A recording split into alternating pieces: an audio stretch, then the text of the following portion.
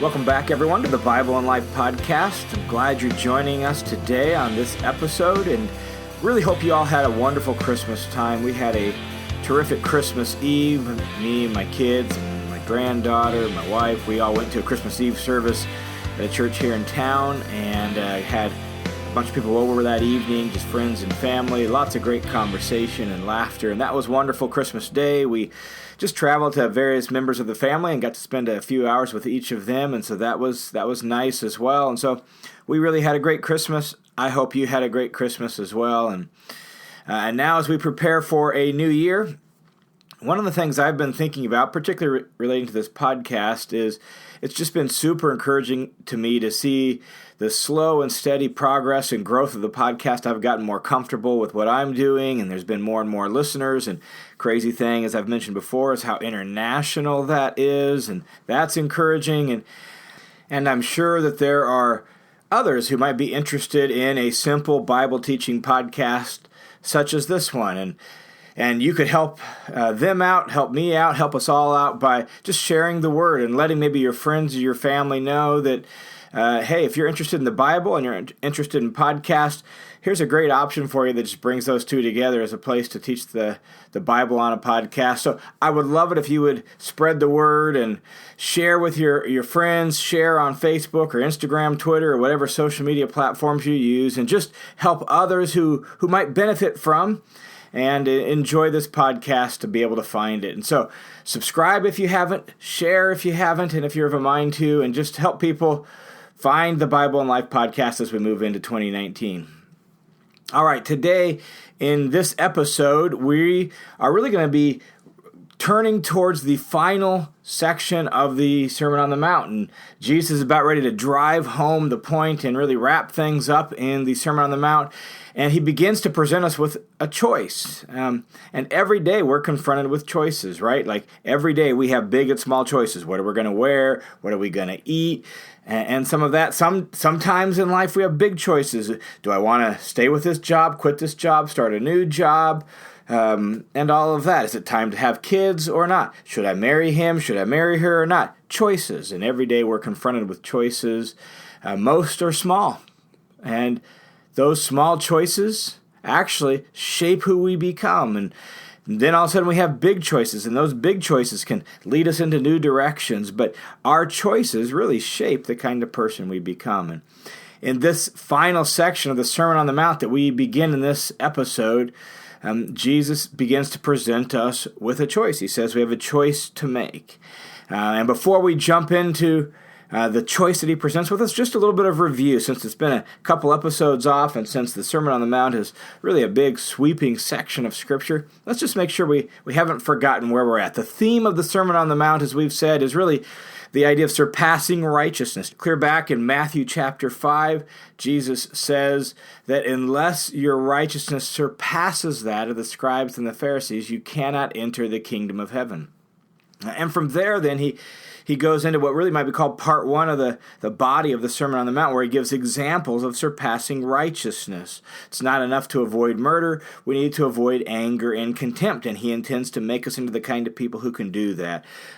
He talks about marital faithfulness and how even lust is a betrayal of that, or marital faithfulness and divorce is actually a betrayal of that. He talks about keeping your word and doing good to those who wrong you. These are all examples of surpassing righteousness. And so that's part one. And then part two begins in chapter 6 of the Sermon on the Mount, where he begins to really explore some barriers to surpassing righteousness. What are some things that will get in the way of Jesus transforming us into the kind of people who really are good and right and work the way we're supposed to from the inside out? What are those barriers to surpassing righteousness? And he talks about keeping up religious appearances, doing righteous and religious deeds just to look good. And as long as we look spiritual, we think we're fine, or others think we're fine, and that's good enough. And Jesus says that's a barrier. And then he talks about focusing on material things, money and stuff, and how focusing on money and stuff can actually keep us from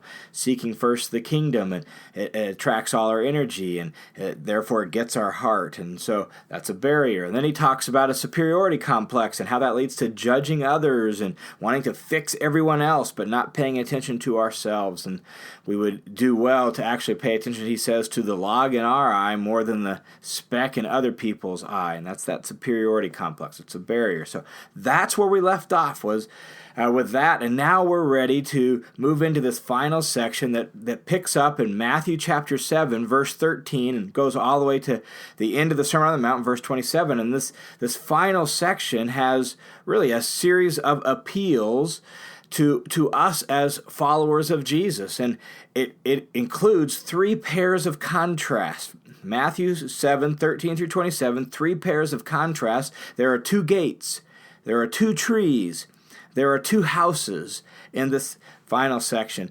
And all of these contrasts include an implicit warning and a choice for us to make. Choose the wrong gate, well, that road leads to destruction. Become the wrong kind of tree, and that gets you cut down and thrown into the fire. Build the wrong kind of house, and it'll come crashing down. And so, whereas the Sermon on the Mount begins with blessings, blessed are the poor in spirit, the Beatitudes, and so on, it ends with warnings. Which gate will you choose? Which tree will you decide to be? Which house will you build? These warnings aren't arbitrary and thus unfair. It's not like Jesus is just saying, well, and if you screw up, then it's too bad for you. No, these are the outcomes of the choices you and I make. Our choices lead us somewhere. In fact, one person who was influential in my life back when I was in college used to say, you are what you are because of the choices you've made. And we've all seen that, haven't we? Like, what a person's life becomes is, by and large, the result of the choices they've made. That's true for you, that's true for me, that's true for everybody. By and large, we are what we are because of the choices we've made. It's like picking a road to drive on. It takes you somewhere. It leads to a destination. I remember one time my wife and I and some friends, we were driving back from Cincinnati, Ohio. We decided to take a different route that we had never taken before because we wanted to go to St. Louis and stop by, see the famous arch in St. Louis. And so we did that, and then this was in the days before you had GPS on a cell phone, and so we were trying to figure it out via map. We got on the freeway, and before we realized it, we're looking around. We're like, I don't think we're going the right direction, and we start looking around at all the buildings around us, and windows are broken out and boarded up. The buildings look abandoned. There's graffiti everywhere. We pull off the freeway, and we think, this is not where we're supposed to be. I think we're heading the wrong way. And somehow we'd gotten on the wrong freeway that took us into a bad part of St. Louis where it was like, we really don't want to be here. That's how our choices work. Our choices lead us somewhere. And in fact, the very first choice Jesus presents us with is picking the right road, picking the right way. That's the first bit of imagery he uses in this final section of the Sermon on the Mount. Listen to what he says. Matthew 7, verse 13, Jesus says, "Enter by the narrow gate, for the gate is wide, and the way is broad that leads to destruction, and many are those who enter by it. And the gate is small, and the way is narrow that leads to life, and few are those who find it." Here in this section, you have two gates. That's the imagery. That's the contrast. You have two gates, which lead to two roads, two ways, two paths to travel on. And the choice that Jesus is presenting before us is the choice of the narrow gate. He says, enter by the narrow gate. And the narrow gate, in the context of the Sermon on the Mount, is Jesus and his way. Choose Jesus and his way of life. That's the narrow gate. Why should you choose that way? Well, he gives the reason. He says, for, or because, he's giving a reason there, for the gate is wide, and the way is broad that leads to destruction, and many are those who enter by it. In other words, choose the narrow gate, because if you choose the other gate, the big gate, the obvious gate, the broad gate, the easy gate, well, that leads to destruction. That's where that road goes to. It goes to a place called destruction, to a dead end, literally. This way, this gate leads to the road that's the way of the world around you, the way of the culture around us. Their ideas about what's important, culture's ideas about how to get along with other people, society's ideas about how to deal with life and stress and difficult people, culture's ideas about what's really important and what really matters and what should be at the top of your day planner and your daily schedule, what your priorities and your goals should be. And at least in American culture, Canadian culture, right, European, Western culture that I'm a part of, on that road, you're pretty much free to do your own thing. It's the easy path. It's what everyone else around you is doing. It's comfortable. The problem is, even though that path is big, wide, broad, easy, and comfortable, the destination is destruction. And who wants to go there, right? And so choose the narrow gate, because the big gate, the comfortable gate, the obvious and easy gate leads to destruction. And then he goes on and he says, for the gate is small, expanding the reason, the gate is small. It's a little less obvious. It's a little more constricting. It's a little tight. The gate is small, and the road is narrow that leads to life, and few are those who find it. This isn't the obvious path. This isn't the path of everyone else around you in the neighborhood, on the job, in the city you live in. This is the path that kind of goes against the grain. This road is a little more confining and a little more constricting. It's narrow. It's a little more strenuous. It doesn't just coast downhill. You might have to climb uphill. It takes a little more effort and requires a little more discipline. This road may involve more hardship and even some opposition. But it's worth it. Why? Because this road leads to life. It leads to real life, lasting life, true life. This is the way of Jesus. Jesus said, I am the way, the truth, and the life. And so when he says, enter by the narrow gate because it leads to life, he's saying, my way. Though it might seem more strenuous, though it might be against the grain, it might feel like you're swimming upstream, it's the way that leads to life, real, lasting life. And so that's your choice. Destruction or life. Ease or discipline. Comfort or constriction. Destruction or life. You choose. You choose, we choose, I make the choice. And really, this little simple section of the Sermon on the Mount highlights the myth that we can be neutral. You can't be neutral about life. To not choose is to make a choice. You're making a choice by not choosing, and the same is true in relationship to following Jesus. You can't be neutral. You can't be neutral about Jesus.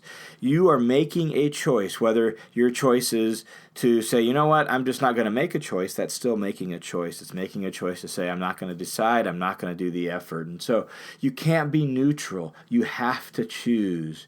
And to not choose is to put you on the road to destruction. It's to go with the flow. It's to do what everyone else says. Jesus here in this section of the Sermon on the Mount has made the options crystal clear for us.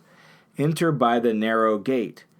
Enter by the narrow gate, because the only other option is the broad gate and the broad road, and that leads to destruction. And who wants that, right? And so we have a choice to make. You and I, we don't drift into discipleship, right? You don't drift into discipleship to somebody.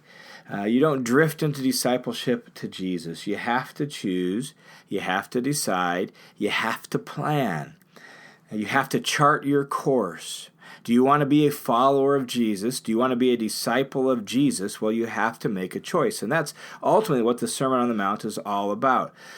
Jesus is inviting people into his kingdom to be his disciple. He is saying, look, we said at the very beginning in the Sermon on the Mount with the Blesseds, the Beatitudes, what he's basically doing is throwing open the door wide and saying, the door to my kingdom is open to anybody and everybody. Blessed are you. The good life can be yours. You can have a blessed life in Jesus and his kingdom if you'll enter in.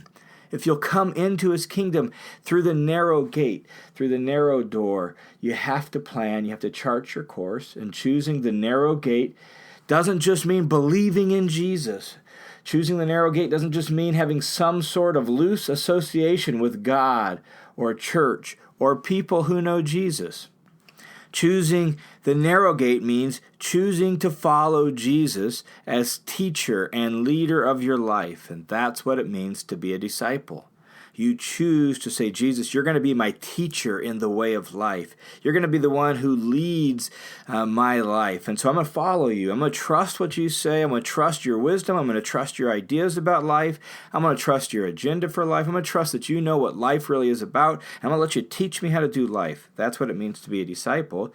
And that's why we have to make this choice. We don't drift into discipleship.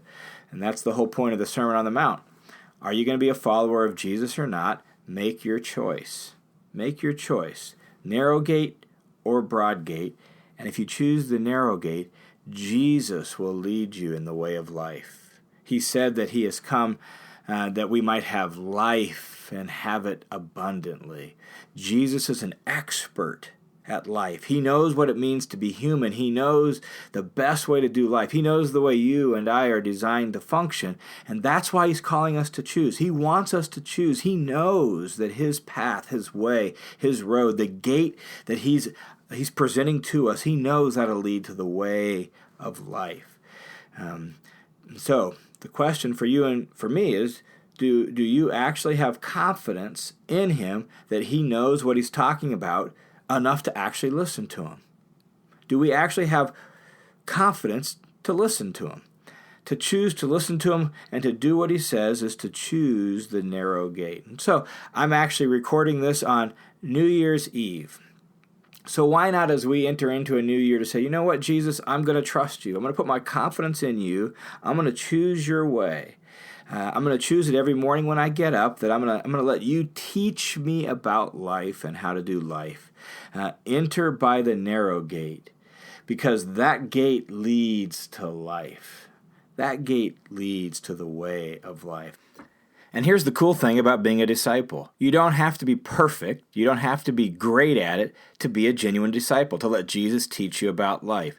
You can be pretty rough. You can be a beginner. You could be just getting started, but Jesus could still be your teacher. So let's abandon this notion of perfection. Let's quit worrying about being perfect, and let's just say, Jesus, I just want you to teach me.